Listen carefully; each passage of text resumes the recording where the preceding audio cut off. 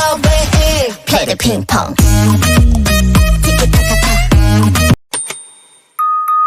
Hi everyone, thank you so much for watching Reads and Talks. I am Shivani. In today's video, I want to recommend to you a book called Latitudes of Longing by Shubhangi Swaroop. This book got shortlisted in the JCB Prize Literature in 2018, and I can see why is it so, because the writing of this book is exquisite. It takes you to the various places and it makes you understand a lot of things called, like for example, longings for your dear ones, for food and things like that. So the book is divided into four parts. Part one of the book is about islands.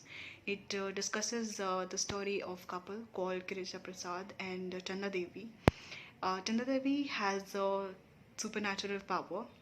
She can talk to ghosts, she can listen to trees, and even her husband's unexpressed cravings. So she turned her husband from non-vegetarian to vegetarian eater.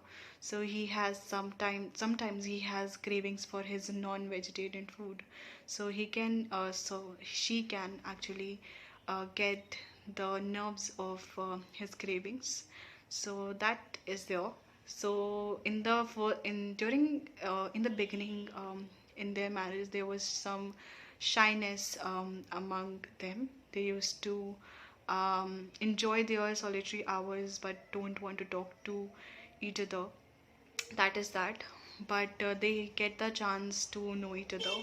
Then they enter the phase called parenthood. Then their first child was stillborn, and that is seen in the book. How does he Girija Prasad feel, and how did he go through it?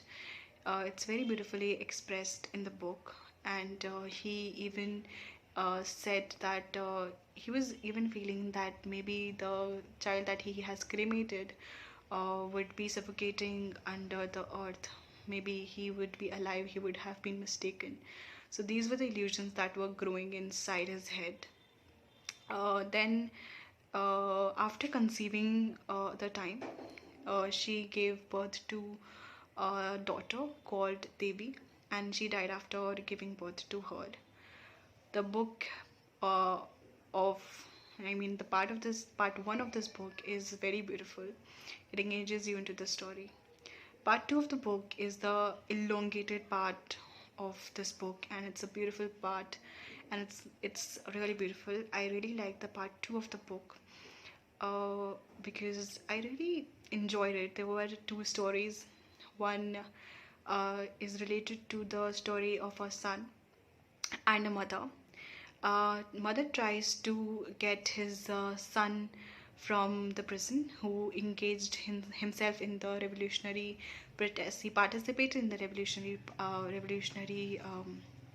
protest.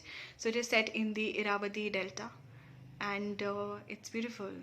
And why did she leave her son, alone? So he lived his life as an orphan.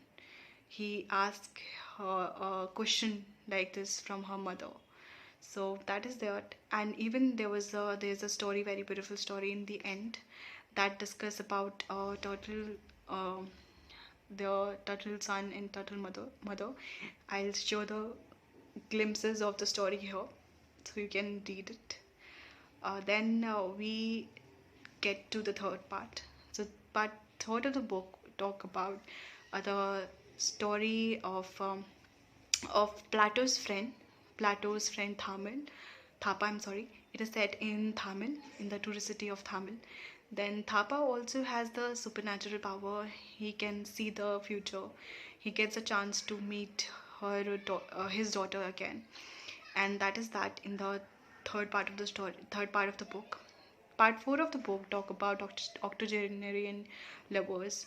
Then there is Rana. There is a person called Rana in the book that go to the Karakoram ranges and gets a chance to meet the ghost of his grandfather, Girija Prasad. that is there. So in the book, the characters are interlinked so much. Like you get the chance to meet, to introduce the, to get introduced to the story of characters that were once introduced to you in the part one of the book. That is really beautiful. I'd like to discuss some of the lines, some of my favorite lines that I liked from the book. It's on page number 157 in case you want to know. Never before has Plato considered a morning in April an assault. How can it be? Immediately he grabs a thought by its throat. In the clarity of isolation, he had stopped categorizing thoughts as friends or foes. What promised insanity also held the calm of enlightenment. He had suppressed all memories, longings, and aversions that would lead him astray in the maze of time, trapping him in the past or future. This is really beautiful and it's like a philosophical type of thing. Next one is a moment isolated from everything and everyone else, a moment magnified and distorted beyond comprehension, a moment devoid of all possibility, an ossified moment. Like a shell discarded by mollusk, the moment resonates with reverberations and echoes, not life. The next one, it's from the part 4 of the book. Sometimes the past is real and the present is half baked memory. Sometimes the past is an incomprehensible beast and the future its unrealized shadow. The next one from the same part. The freedom to live, even the freedom to die, was linked to his ability to forget. But now that forgetfulness has set in as a natural process, it hurts him. So basically, yeah. So he was 80 years old, so that's why he got the habit of forgetting everything. That's really beautiful. Because of what happened.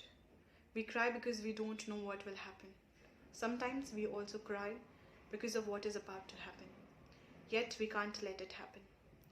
I love crying. It's my favorite pastime. I understand people better when they cry. She takes his hands into her own. His palms, her fingers discovered are rough. The lines of fate meander like dried up riverbeds. Life evaporated long ago, leaving only this behind. This is really beautiful. These were some of the lines that I wanted to discuss here and wanted to share. If you have read the book, please share your thoughts in the comment section. If you have liked this video, please give it a big hand thumbs up. And I would definitely say again that please read this book. It takes you to the different things. It discusses the latitudes of longings in different topographies, and it's really beautiful. I would definitely say I couldn't stop recommending.